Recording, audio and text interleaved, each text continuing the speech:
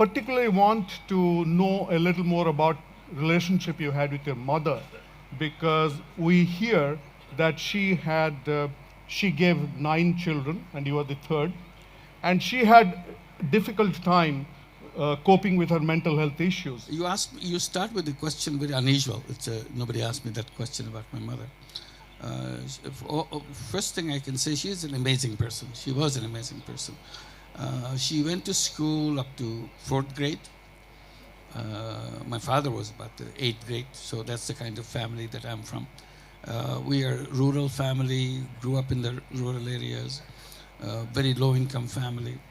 But my mother was amazing because given her background, little education, formal education that she had, she knew so many things.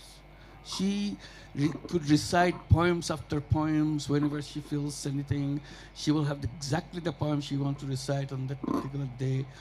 And we used to listen to it in a kind of, she would mesmerize us, singing those songs and musics and so everything. And amazingly, she knew all the stories of Islamic history and so on. She will go on telling the incidents, what happened, why it happened, and so on. She was the real master of the entire subcontinental independence movement. She knew what Gandhi said, what Jinnah said, what Nehru said, what this said, why she said.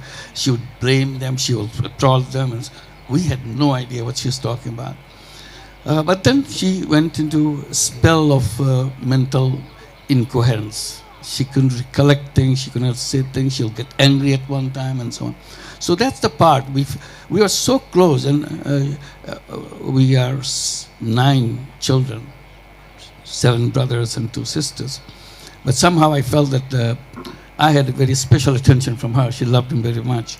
So I was very close to her. If she was, sometimes she's beyond her control in her thinking, in her thing. Very angry at something. In her imagination, she's attacking somebody. As I was the only one who could go to her and calm her down. So I took that privilege and go to her, calmed her down.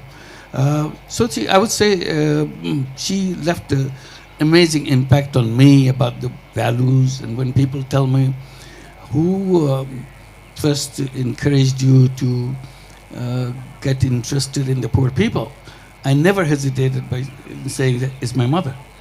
She always wanted to go and help anybody who needed help from her. So I said that very natural for me, learning from her. So many of the things that probably got into me came through her amazing personality. Thank you, Dr. Dryunus. Thank you so much. And thank you for sharing that so openly and with so much of affection.